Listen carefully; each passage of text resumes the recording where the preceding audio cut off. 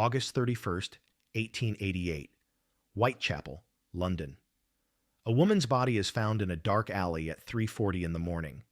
Her throat has been cut so deeply that her head is nearly severed from her body. Her abdomen has been ripped open with surgical precision. Her intestines have been pulled out and draped over her shoulder. This is not the work of an ordinary killer. Within the next 10 weeks, 4 more women will be butchered in almost identical fashion. All prostitutes, all killed in the dead of night, all mutilated with what appears to be medical knowledge. The killer will taunt the police with letters signed Jack the Ripper. He will operate in one of the most densely populated areas of London, killing in the open streets, somehow managing to commit these horrific murders without anyone seeing him. And then, just as suddenly as he appeared, he will vanish.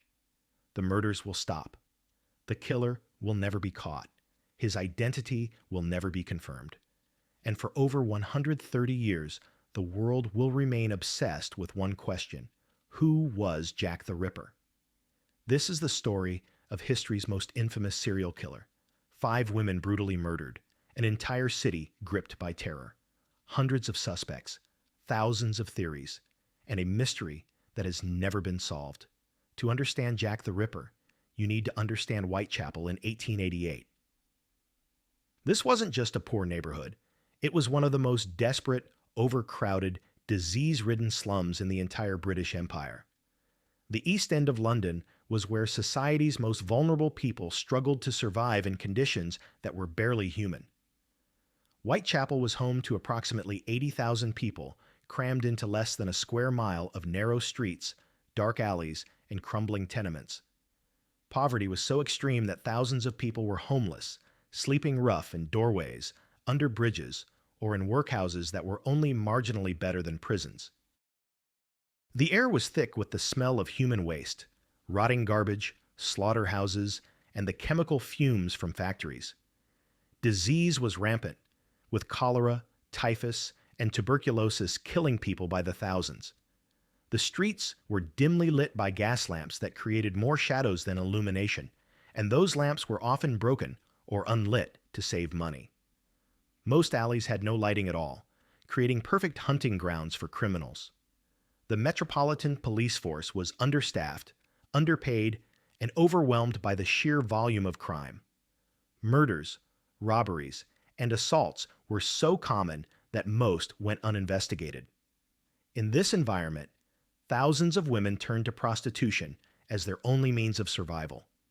These weren't glamorous courtesans, but desperately poor women, many of them alcoholics, selling their bodies for a few pennies to afford a bed in a doss house for the night.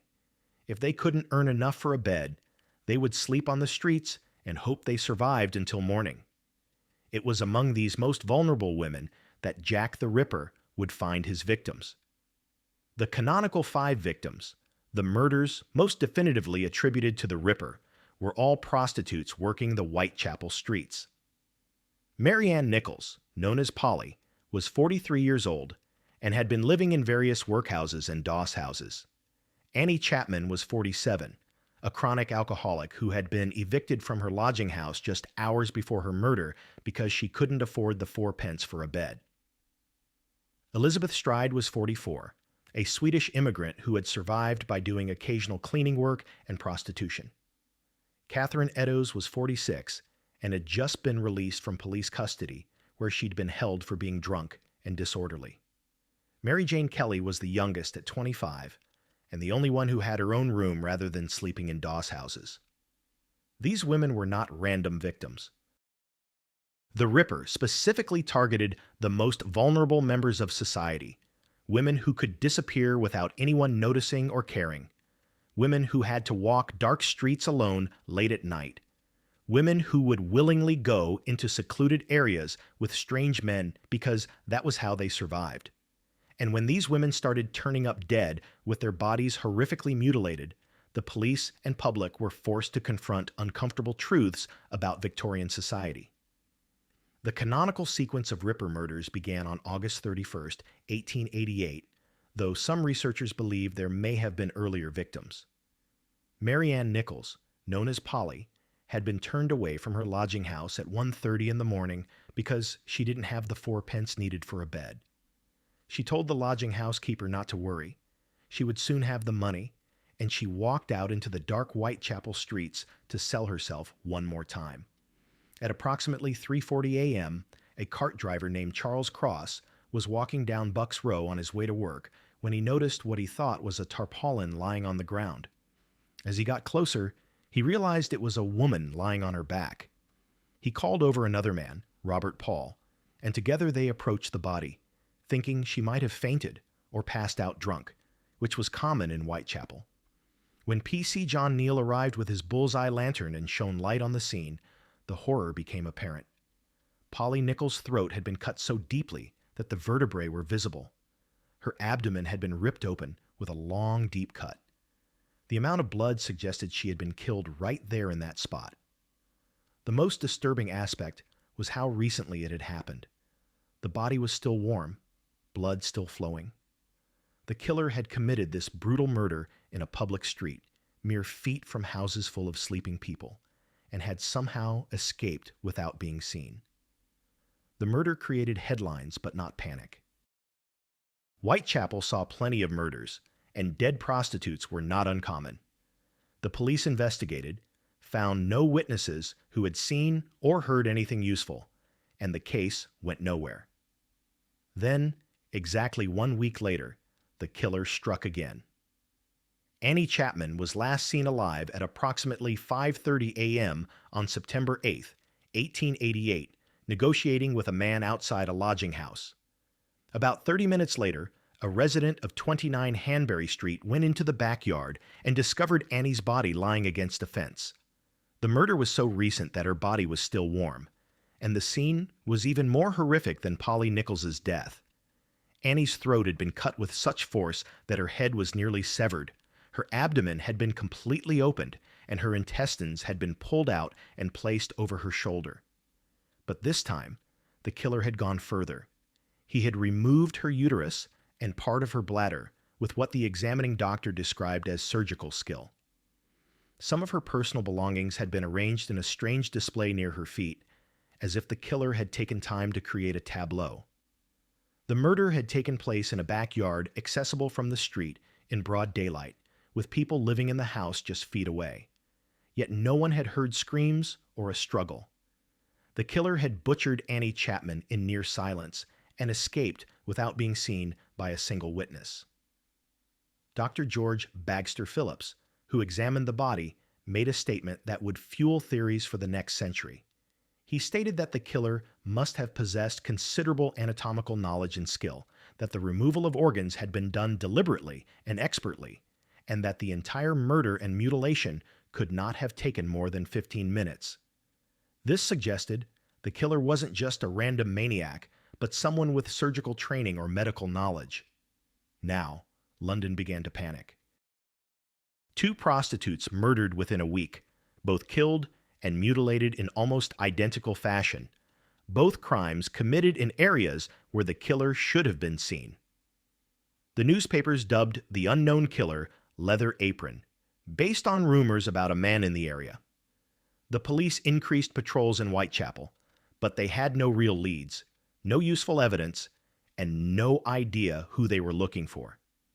And then the killer did something unprecedented. He started writing letters. On September 27, 1888, the Central News Agency received a letter written in red ink and addressed Dear Boss.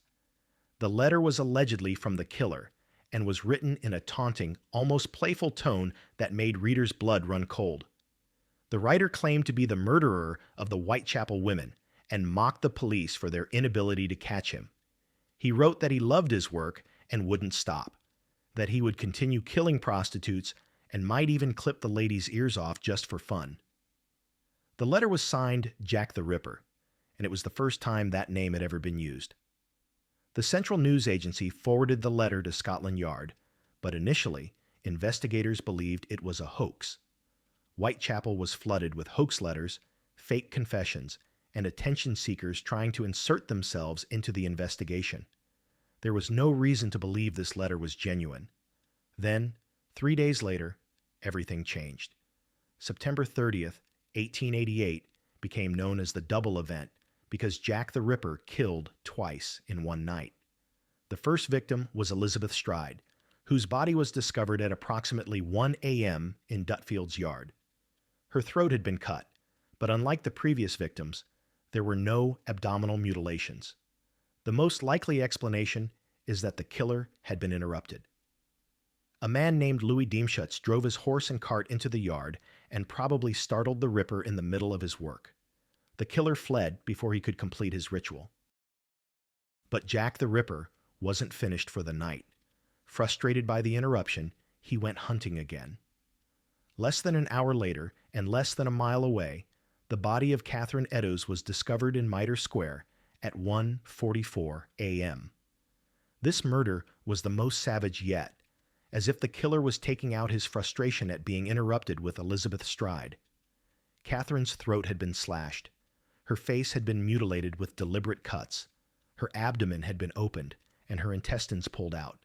Her left kidney and her uterus had been removed with surgical precision. A piece of her earlobe had been cut off.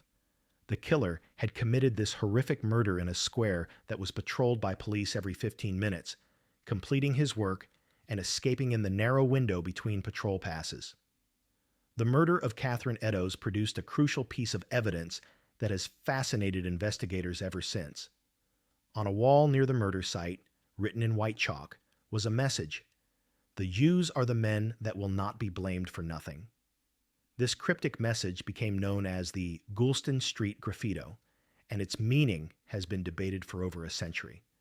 Was Jews a misspelling of Jews, suggesting the killer was trying to blame the murders on London's Jewish community? Was it an esoteric reference to Masonic legend, or was it completely unrelated to the murders? The Metropolitan Police Commissioner, Sir Charles Warren, made a controversial decision that morning. He ordered the message erased before it could be properly photographed, claiming he feared it would incite anti-Semitic riots in the heavily Jewish East End. This decision destroyed what might have been valuable evidence and has been criticized ever since. But the double murder did something else. It validated the Dear Boss letter. The letter had mentioned the killer might clip the lady's ears off for jolly, and now Catherine Eddowes had been found with part of her earlobe cut off. Suddenly, the letter seemed genuine. Scotland Yard went public with it, reproducing it in newspapers and posting copies around Whitechapel, hoping someone would recognize the handwriting. On October 1st, just one day after the double event, the Central News Agency received another communication. This one was a postcard written in the same hand as the Dear Boss letter.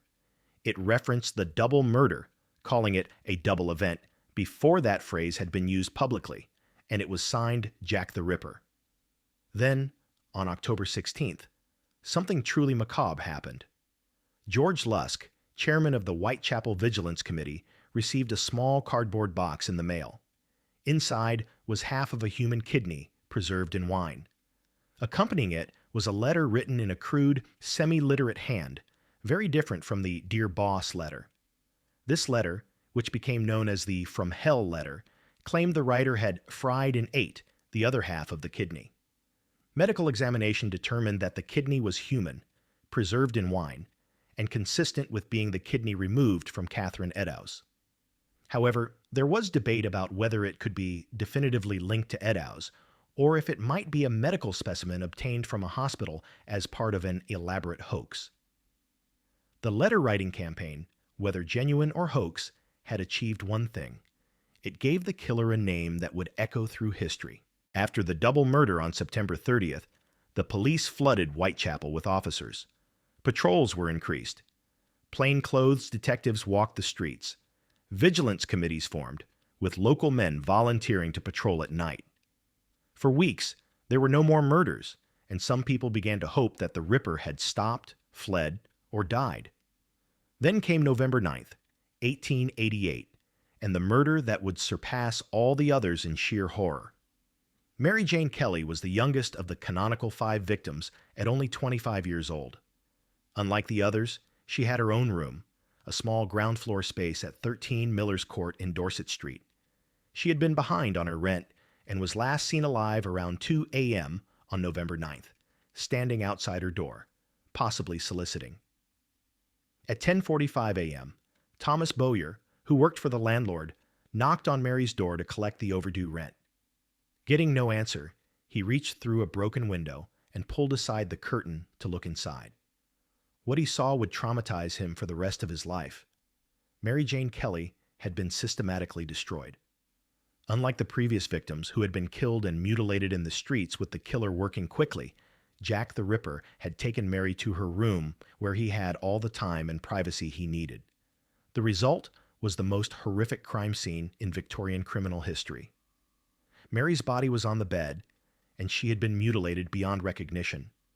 Her throat had been cut down to the spine. Her face had been slashed and hacked until her features were unrecognizable. Her entire abdominal cavity had been opened, and most of her internal organs had been removed. Her heart was missing. Her breasts had been cut off. Parts of her body had been arranged around the room in a grotesque display. The scene suggested that the killer had spent hours with the body, working methodically, turning murder into something approaching a ritual.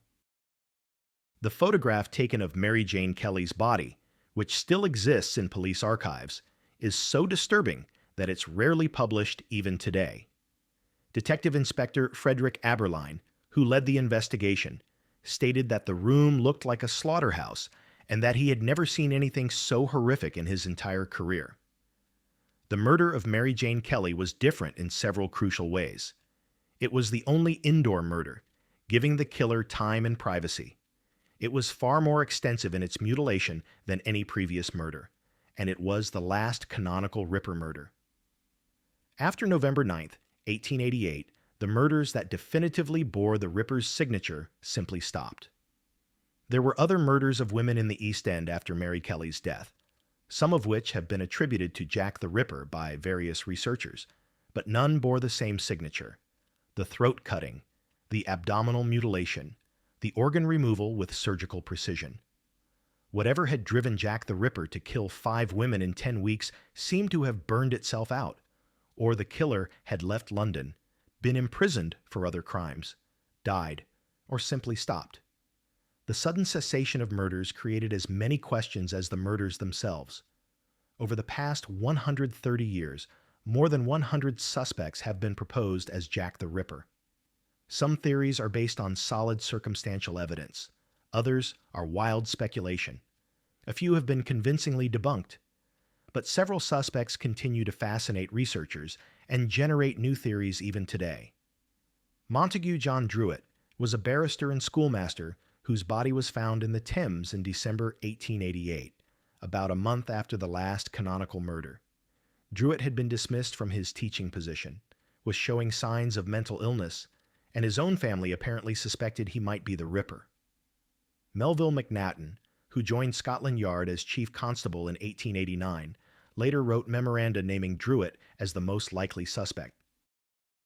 The timing of his death, coinciding with the end of the murders, makes him compelling, but there's no hard evidence linking him to any of the crimes. Aaron Kosminski was a Polish-Jewish immigrant living in Whitechapel who suffered from severe mental illness and was eventually committed to an asylum. Kosminski was named as a suspect in police documents, and in 2014, an amateur investigator claimed that DNA evidence from a shawl allegedly belonging to Catherine Eddowes matched descendants of Kosminski. However, the DNA evidence has been widely criticized as unreliable, the shawl's provenance is questionable, and the chain of custody makes it scientifically worthless. Dr. Francis Tumblety was an Irish-American quack doctor with a hatred of women and a collection of preserved female organs in jars. He was in London during the murders, fled to America immediately after the Mary Kelly murder, and was investigated by Scotland Yard. He fits the profile of someone with anatomical knowledge and the psychological characteristics of a serial killer. However, he was extremely flamboyant and distinctive in appearance, which makes it hard to believe he could have operated unnoticed in Whitechapel. Prince Albert Victor, the grandson of Queen Victoria, has been proposed as Jack the Ripper in various conspiracy theories. These theories suggest that the murders were either committed by the prince himself or covered up by the royal family to protect him. However, court records show that Prince Albert Victor was not in London during most of the murders, and these theories have been thoroughly debunked by historians. They persist primarily because people find the idea of a royal ripper more exciting than the reality of a common criminal. The most recent major theory emerged in 2002 when crime novelist Patricia Cornwell spent millions of dollars investigating artist Walter Sickert as a suspect. Cornwell commissioned DNA analysis, bought Sickert's paintings, and wrote a book arguing that Sickert was the Ripper. Her evidence included similarities between Sickert's artwork and the crime scenes. However, her conclusions have been widely rejected by ripperologists and historians as circumstantial and deeply flawed. The truth is that we don't know who Jack the Ripper was. We likely never will. The investigation in 1888 was hampered by primitive forensic techniques: no fingerprinting, no DNA analysis, no criminal databases. Evidence was destroyed, contaminated, or lost. Witnesses were unreliable. And the killer was operating in an environment perfectly suited for his crimes: dark, crowded, with victims who would go anywhere with anyone for a few pennies. The most puzzling aspect of the Jack the Ripper case isn't who he was, but why he stopped. Serial killers typically don't just quit. Their compulsions drive them to continue killing until they're caught, killed, or physically unable to continue. Yet Jack the Ripper committed 5 horrific murders in 10 weeks and then apparently vanished. Several theories attempt to explain this sudden cessation. The first is that the Ripper died shortly after the Mary Kelly murder. This would explain why the murder stopped so abruptly. Montague Druitt's suicide in December 1888 fits this timeline, as does the possibility that the killer died from disease, accident, or violence unrelated to his murders. Whitechapel was a dangerous place, and it's entirely possible the Ripper met an anonymous end and was buried in an unmarked grave. The second theory is that he was imprisoned or institutionalized for other crimes or due to mental illness. Aaron Kosminski was committed to an asylum in 1891, though the timeline doesn't perfectly align with the end of the murders. If the Ripper was locked up for other criminal activity or because his mental state deteriorated, it would explain why the murders stopped. The third possibility is that he left London.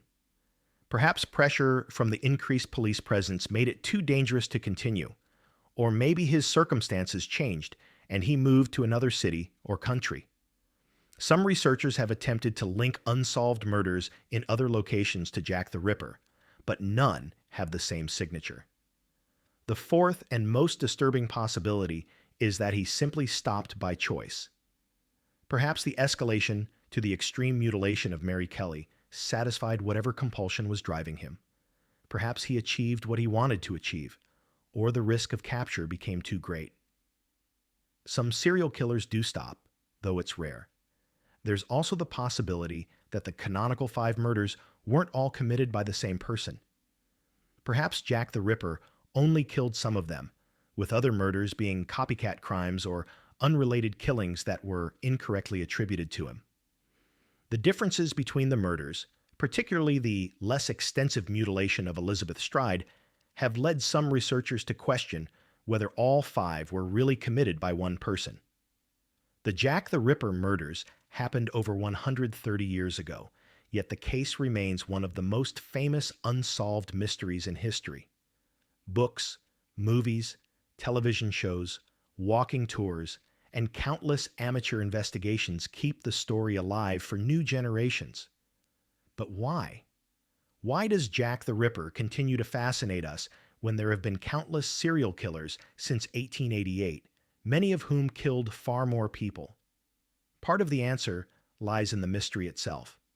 The fact that Jack the Ripper was never caught, never identified, never punished creates a narrative tension that will never be resolved. We crave closure, and the Ripper case denies us that satisfaction. Every new theory, every new suspect, every claim of finally solving the mystery represents our collective desire to close this chapter of history. But there's something darker at work in our fascination with Jack the Ripper.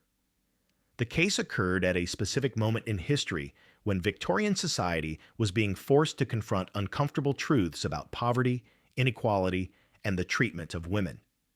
The Ripper's victims were women society had already discarded, prostitutes that the respectable classes preferred to pretend didn't exist. When these women started turning up dead, brutally murdered, the public was forced to acknowledge them. The murders exposed the horrific conditions in Whitechapel and similar slums throughout London.